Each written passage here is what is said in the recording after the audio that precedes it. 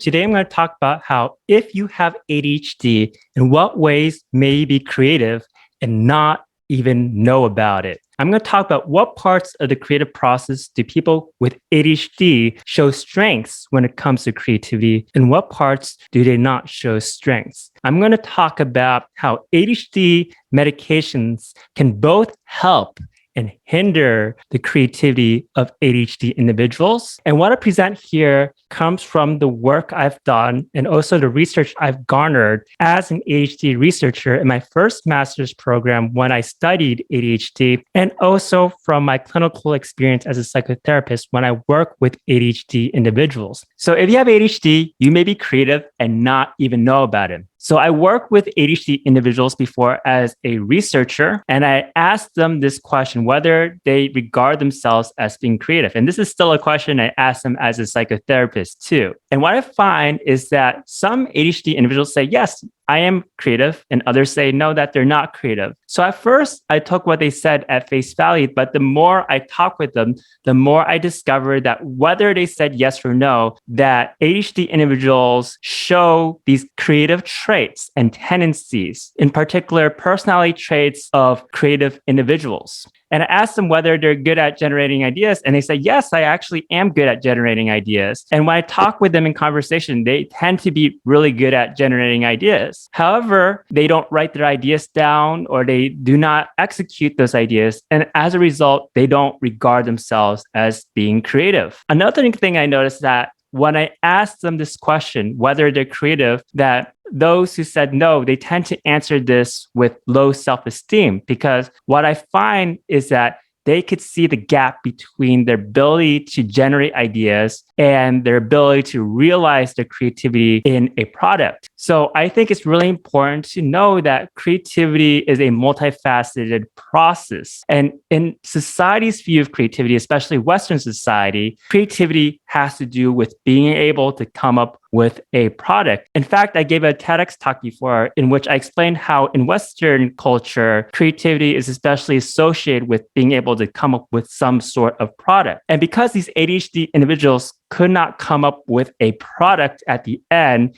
they categorically regard themselves as not being creative. Therefore, that affected their self-esteem. So I want to present a more nuanced view here that ADHD individuals have certain kind of advantages when it comes to certain parts of the creative process, rather than a black and white point of view. So this is a story you may very much resonate with or relate to in some sort of way if you have ADHD, that when you're growing up, that you had to really struggle to fit in. And in order to fit in, you had to work very hard to create some sort of semblance of organization. Even if you may not be that organized, you find some sort of way to work very hard in order to, first of all, create some sort of semblance of organization and order in your life in order for you to make it through school, because school could be a very structured and suffocating environment for people with ADHD. And because they spent so much time trying to look normal, and because they've been able to work so hard to try to fit in some sort of way, that they may not be fully aware of the extent of their ADHD until later in their life, like when they start to really, really struggle in school or when they get into the workforce. And a lot of things that make ADHD people ADHD causes them to struggle when it comes to work. Because people with ADHD may spend so much time trying to appear normal in order to survive in society, they have not been able to fully realize their creativity. And this may come in different forms. First of all, that ADHD individuals can come up with many ideas. However, they can't get started on their ideas, or they have a lot of starts and stops when it comes to their creative activity. And that's because the structure of school, the structure of work has been consuming a lot of their energy. They've been struggling so hard just to be able to make it through, just to be able to make things work and create some sort of semblance of organization. What I say here is true whether the person with ADHD succeeded in school or not. So I've talked with ADHD individuals who've been at the top of their class, and yet they still report that there's aspects of the conventional school system that they could really struggle with, and they had to work extra hard to get to where they are at. The creative process itself involves being able to generate and come up with the ideas, but also at the same time being able to execute your ideas, organize them, and then bring them into fruition. In Western society, this latter part is often emphasized, that it is really important to come up with a creative product in order to be considered creative. So this is the issue with earlier research on trying to see the link between ADHD and creativity, and why these earlier studies did not find this link is because there's an emphasis on being able to carry out the whole entire creative process from start to finish, all the way down to having a result. If you are to give ADHD people a whole entire creativity test battery, they may not be able to perform better than average. However, if you look at certain subsections of the test, especially in regards to idea generation, they actually perform higher. There are ADHD individuals who have created enough of a semblance of organization to be able to make it through school and get into college, even though that takes a lot of hard work and diligence to do. So if you take college educated ADHD individuals or ADHD individuals who have high IQ and you compare them with non-ADHD individuals who are college educated and have a high IQ, those who have ADHD outperform those who do not have ADHD on creativity tests. This is because if ADHD individuals were able to create enough of a semblance of organization in order to get through school, that makes them more likely to create enough of a semblance of organization to be able to realize their creativity in such a way that they could turn idea generation into a creativity product. However, this does not mean that those who were not able to make it to college or were able to create enough of a semblance of organization in their life, this does not mean that they're not creative at all. In fact, I actually think that generating ideas, being able to be a divergent thinker, is more central to what the essence of creativity is. The implementation of the ideas, that's kind of another set of tools. Yes, it's related to creativity, but the central aspect is being able to generate ideas.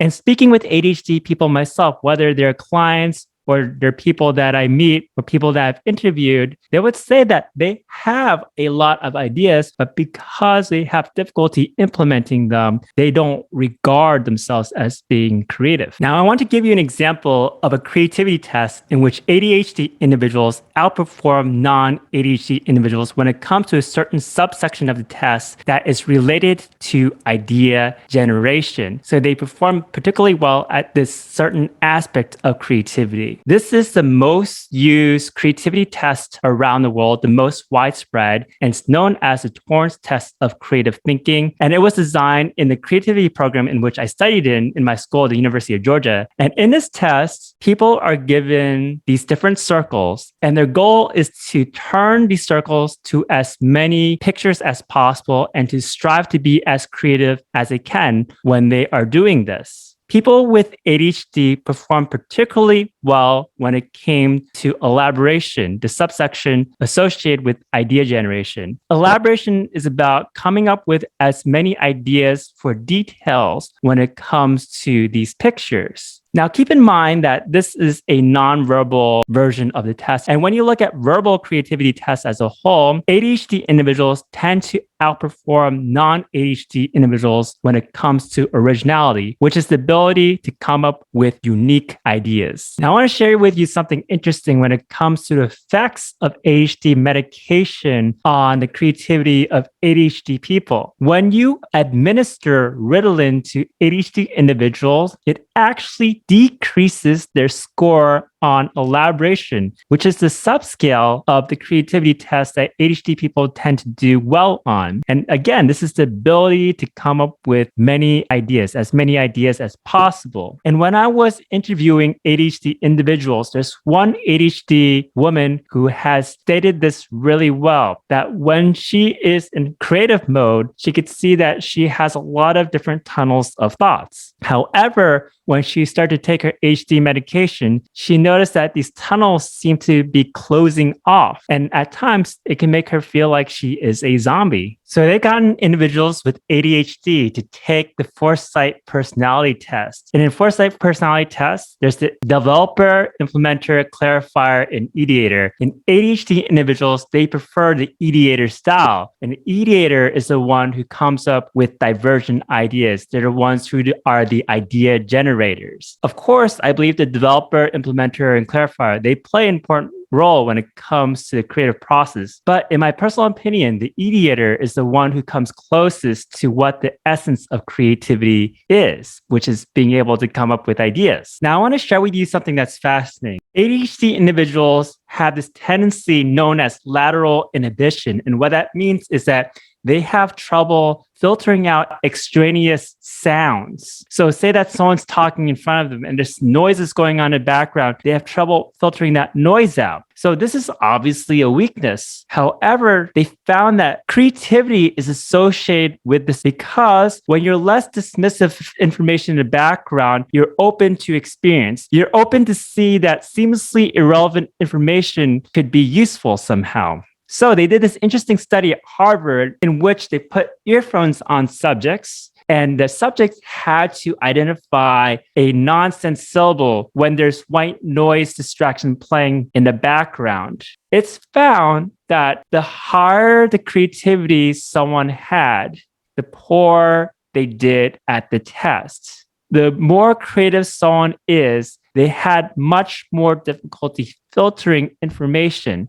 In fact, this difficulty with filtering information is correlated with higher creative achievements. Now, I'm not against the use of medication when it comes to ADHD individuals. Certainly, a lot of ADHD individuals do benefit from medication. You have to really look at the individual case and also circumstances as well. But there's also the danger of over-medication, especially when it comes to kids. So there's a researcher who has interviewed parents of ADHD kids, and he has found that a lot of parents' reason for medicating their kids is due to fear. And this fear that they have is that their children will not meet society's expectations of being accomplished, independent, and self-reliant from an early age. And the issue with this is that if you medicate children based on this need to drive them to be a certain kind of personality, that is a focus on suppressing their nature. And this results in an issue known as the weekend dosing dilemma, that aside from taking medication during the weekdays, there's also this tendency to take the medication on the weekends. And this comes from a place of trying to control the child's nature. This comes from the mindset the child is broken and needs to be fixed, that there's something wrong with their personality and it needs to be corrected, rather than seeing ADHD medication as a way to help compensate for certain kind of weaknesses while also valuing the importance of drawing out the strengths of ADHD kids. The problem with this is that it comes from a deficit-driven model that ADHD kids are broken and they need to be fixed. There's something wrong with the personality and you have to completely correct for it. And when you approach medication from this standpoint, children or adults with ADHD, if you approach it from this standpoint, that's not going to be healthy. Now, I mentioned about the weekends because it's important to spend some time in play. When you're only focused on using your frontal lobes in order to concentrate on doing work, then that is not a really balanced thing to do, whether you have ADHD or you don't have ADHD. Those who have ADHD have difficulties with executive functioning with their frontal lobe, but they have strengths in other areas of the brain. And these strengths get exercised when they have time to play, when they have time to explore. And that's when the weekends come in. Play activity, exploration, letting go of the frontal lobes is important to be able to exercise creativity. I believe it's important for ADHD kids and adults to be able to use their strengths and to be able to be allowed their freedom too, rather than ashamed about having freedom. Because yes, it's true, structure is important and structure is something they could be able to bring a bit more into your lives. But if your life becomes all about structure and all about squeezing everything out of them that makes them feel happy, that's not going to be a really healthy approach in terms of being able to treat them.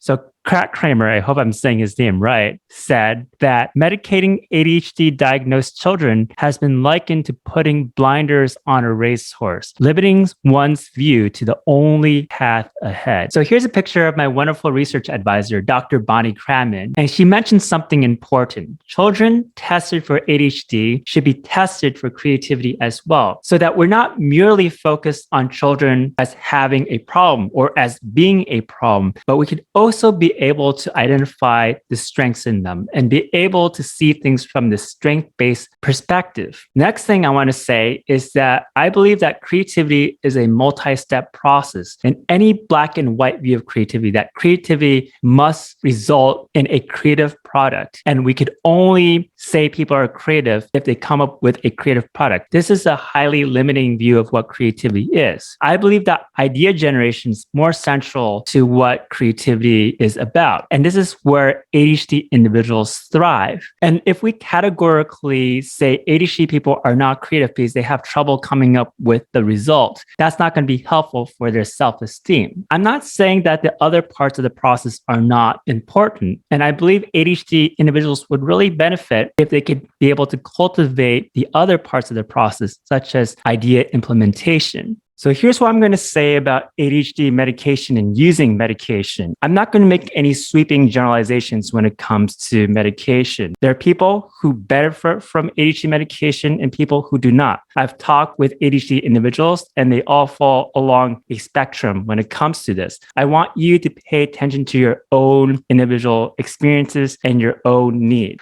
What I could say is that ADHD medication, it could be helpful with being able to implement plans and also to focus. It's not necessarily a long-term solution unto itself. If you want to truly rewire your brain to make long-term behavioral changes that would make a difference in terms of your neuroplasticity, this is something you have to act on, be able to develop new skills. And I'm going to make a video in the future about how you could be able to change your behaviors so that it's easier to be able to implement plans and to focus. If you just use medication in itself, it's just going to be a band-aid over that. If you do use medication, what I do suggest is to be able to have time away from the medication to allow for your ADHD nature to be. Because if you're using medication to the degree of suppressing your own nature in order to succeed, that is not going to be a healthy way to go. Finally, I want to share with you, I'm going to talk about in my next video, because I've worked with ADHD individuals and I've done research on them. I've got experience to see what works and what doesn't work when it comes to specific strategies to be able to bring out the creativity of ADHD individuals in a way that helps their self-esteem, brings out their strengths, as well as helps them to be able to implement their ideas. Thank you so much for watching this.